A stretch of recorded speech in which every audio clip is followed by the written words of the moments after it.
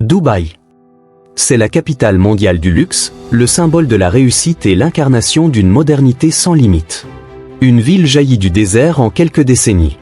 Un monde où tout semble possible et où l'argent coule à flot. Lamborghini sur Sheikh Zayed Road. Champagne au 122e étage du Burj Khalifa. Piscine à débordement surplombant le golfe Persique. Des influenceurs qui vous montrent une vie de faste. Mais chaque matin, pendant que les riches dorment dans leurs pentouses climatisées, 250 000 ouvriers montent dans des bus bondés vers des chantiers. Ils construisent ce rêve mais ne le vivront jamais. Et si ce rêve n'était qu'une gigantesque mise en scène? Et si ces tours scintillantes, ces îles artificielles et ce luxe insolent cachaient une réalité bien plus sombre qu'on ne le pense?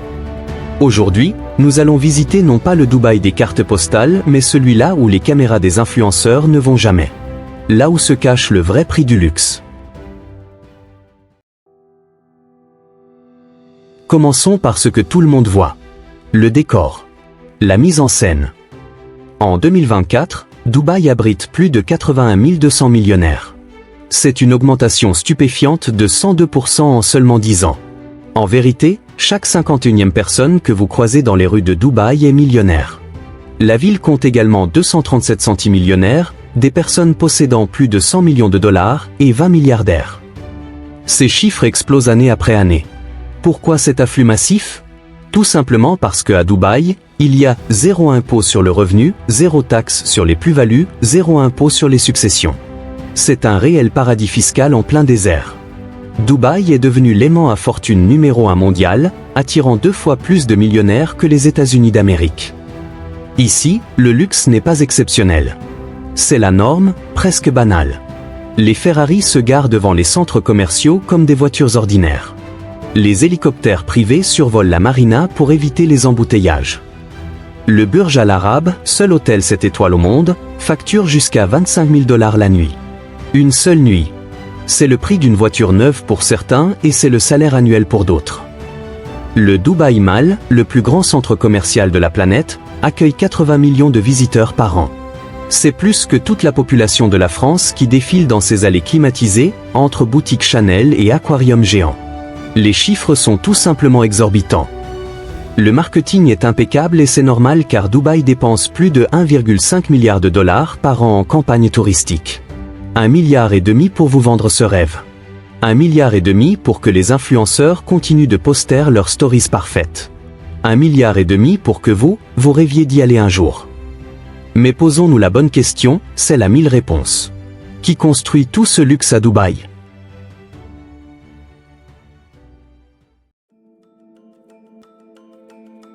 Pour vraiment comprendre Dubaï, il faut regarder d'autres statistiques. Sur les 3,6 millions d'habitants de la ville, 90% sont des expatriés, autrement dit, 9 personnes sur 10. Mais attention, ne vous méprenez pas. On ne parle pas des expatriés occidentaux dans leur villa de Jumeirah. On parle des travailleurs migrants. Ceux qu'on ne voit pas. Des millions de personnes venues principalement d'Inde, du Pakistan, du Bangladesh, du Népal, des Philippines et bien d'autres pays, construisent les tours les plus luxueux de Dubaï, les nettoient, servent et conduisent leurs employeurs. La ville n'existerait tout simplement pas sans eux. Le mensonge doré de la vie luxueuse à Dubaï commence à des milliers de kilomètres de là.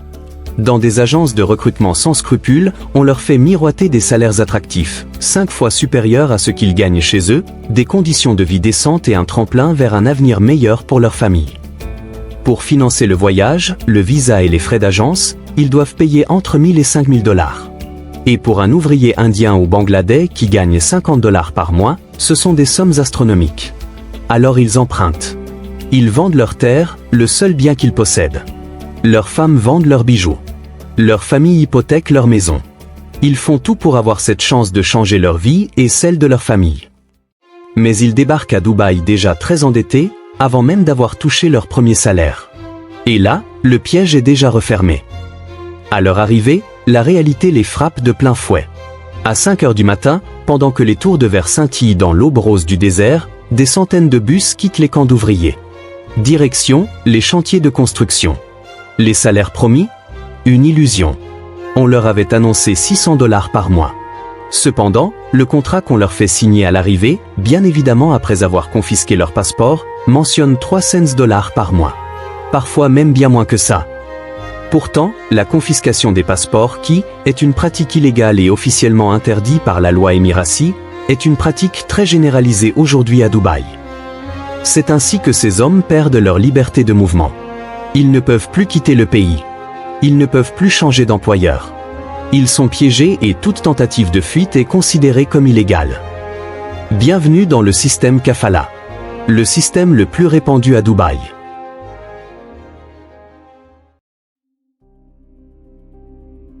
À quelques kilomètres des centres commerciaux fastueux et des hôtels 7 étoiles, il y a un endroit dont vous n'avez jamais entendu parler. Un endroit que les tours opérateurs ne vous montreront jamais. Son nom ? Sonapur. Ironiquement, cela signifie cité de l'or en hindi. Mais ici, pas d'or. Pas de paillettes. Juste des baraquements délabrés dans le désert. Direction Sonapur, à 30 minutes du centre-ville. C'est là que vivent 50 000 ouvriers, dans des bâtiments en béton, sans charme et alignés dans la poussière. Des chambres de 8 personnes, parfois 10, parfois 12.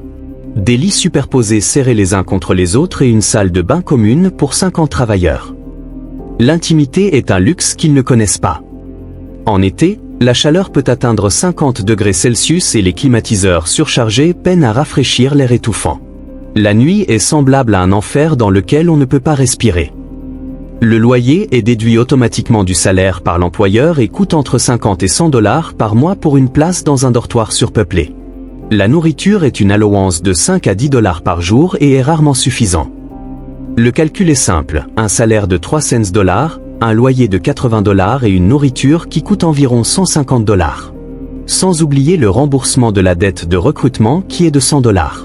Il ne leur reste à peine que 70 $ à envoyer à leur famille. Et encore, seulement si tout va bien. Autrement dit, si le salaire est payé à temps. Si aucune amende n'est déduite. Si leur santé n'est pas dégradée. Ainsi, loin des fontaines dansantes et des jardins luxuriants du centre-ville, leur quotidien est fait de poussière, de promiscuité et d'isolement. C'est la vraie réalité de l'autre Dubaï.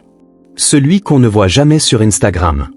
Celui qui est la véritable fondation sur laquelle repose le mensonge doré et l'illusion qui vous est vendue.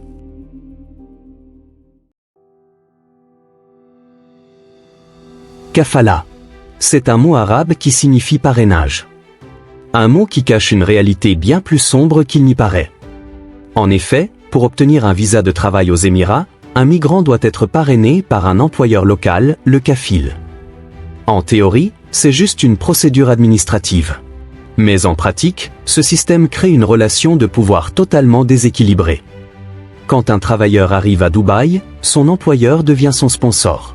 Un sponsor qui contrôle tout, son visa d'entrée, son permis de travail, son droit de rester dans le pays, et même souvent son passeport. Le problème est que le travailleur ne peut pas changer d'employeur sans la permission de son sponsor. Il ne peut pas quitter le pays sans autorisation. Et s'il s'enfuit d'un patron abusif, il devient illégal. Passible d'arrestation, de détention et d'expulsion. Le droit de grève et les syndicats sont strictement interdits. Toute possibilité de négociation collective est anéantie. Les travailleurs se retrouvent seuls face à un système qui les broie.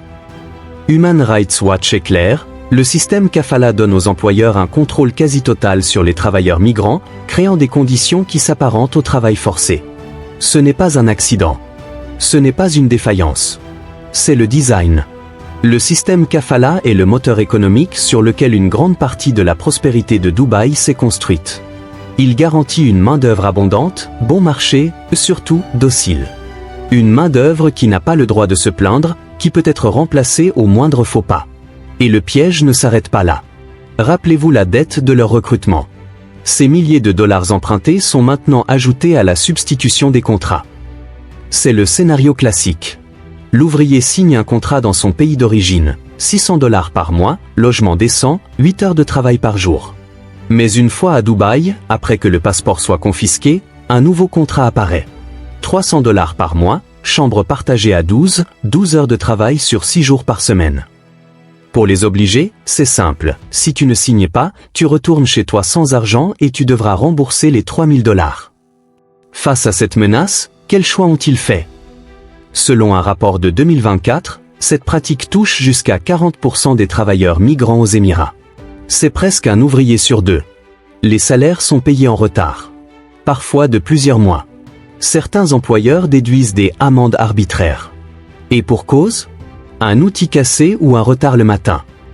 Human Rights Watch a documenté que le vol de salaire, les frais de recrutement illégaux et la confiscation de passeports persistaient massivement en 2024, créant des situations qui peuvent s'apparenter au travail forcé.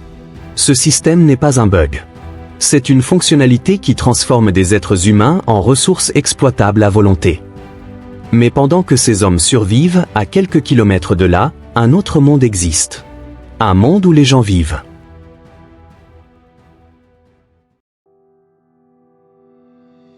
Quand nous prenons Dubaï, la ville la plus luxueuse au monde, nous pouvons y trouver deux mondes diamétralement opposés. D'un côté, le Burj Khalifa. 828 mètres avec 163 étages est construit par plus de 12 000 ouvriers qui ont travaillé jour et nuit pendant 6 ans voire plus. Coût total, plus de 1,5 milliard de dollars. De l'autre côté, Sonapur. C'est la ville dans laquelle ces mêmes ouvriers vivent entassés dans des dortoirs sans fenêtres. Le budget du gouvernement pour améliorer ces camps est quasi inexistant. D'un côté, Palm Jumeirah. L'île artificielle emblématique. Symbole ultime du rêve de Dubaï, construite par près de 40 000 ouvriers travaillant 24 heures sur 24 pendant 6 ans. Sur cette île, les villas coûtent entre 5 et 75 millions de dollars. De l'autre côté toujours, il y a les ouvriers qui l'ont construite et qui n'y ont jamais mis les pieds. Beaucoup n'ont même jamais vu la mer de près. Un millionnaire à Dubaï, c'est un patrimoine moyen de 3,2 millions de dollars avec des villas à 2 millions minimum, des Ferrari 488 à 300 000 dollars et des dépenses mensuelles de plus de 20 000 dollars. Pourtant, un ouvrier à Dubaï, c'est un salaire mensuel de 3 cents à 5 cents dollars avec une chambre partagée à 12, une nourriture à 5 dollars par jour sans oublier des économies envoyées à la famille si tout va bien. Pendant ce temps, les influenceurs filment leur Rolls-Royce mais ne filment jamais les bus d'ouvriers à 5 heures du matin. Ils montrent les piscines à débordement au 50e étage mais jamais les dortoirs étouffants sans climatisation. Ils célèbrent le No Income Tax, la liberté financière mais jamais les salaires volés, les passeports confisqués.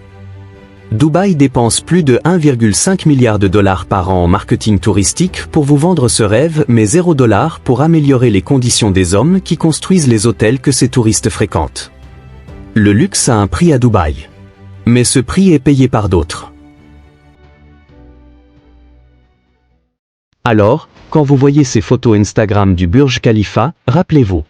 Rappelez-vous que chaque étage de cette tour a été construit par des hommes qui n'en verront jamais l'intérieur. Chaque fenêtre a été posée par des mains qui tremblaient de fatigue. Chaque pièce de marbre a été transportée par des dos brisés. Chaque villa de Palm Jumeirah a été bâtie par des pères séparés de leurs enfants pendant des années. Par des maris qui n'ont pas vu leur femme depuis 18 mois. Par des hommes qui ont sacrifié leur jeunesse pour un salaire de misère.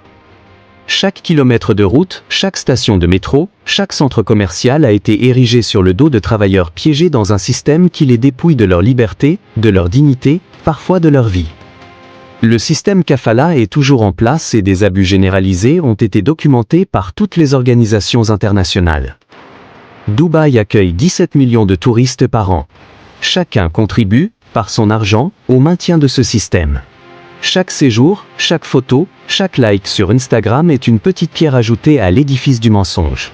Les influenceurs qui font la promotion de Dubaï sans mentionner ces réalités sont complices.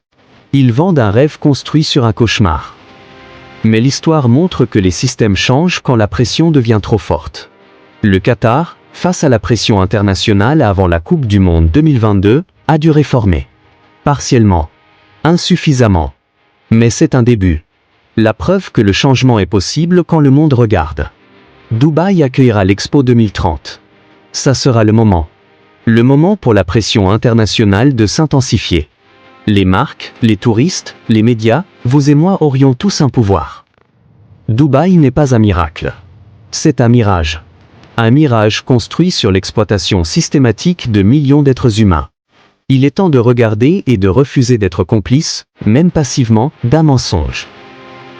Si cette histoire vous a ouvert les yeux, si cette histoire vous a permis de comprendre comment Dubaï a été réellement construit, alors partagez et commentez-la afin de faire entendre ces voix que Dubaï voudrait garder silencieuses. Brisez le silence afin de partager la vérité. Abonnez-vous à l'envers du monde car la vérité ne se trouve jamais à la surface et la première étape pour briser un mensonge, c'est de refuser d'y croire. Et n'oubliez surtout pas, continuez de vous questionner. Continuez de regarder au-delà du filtre.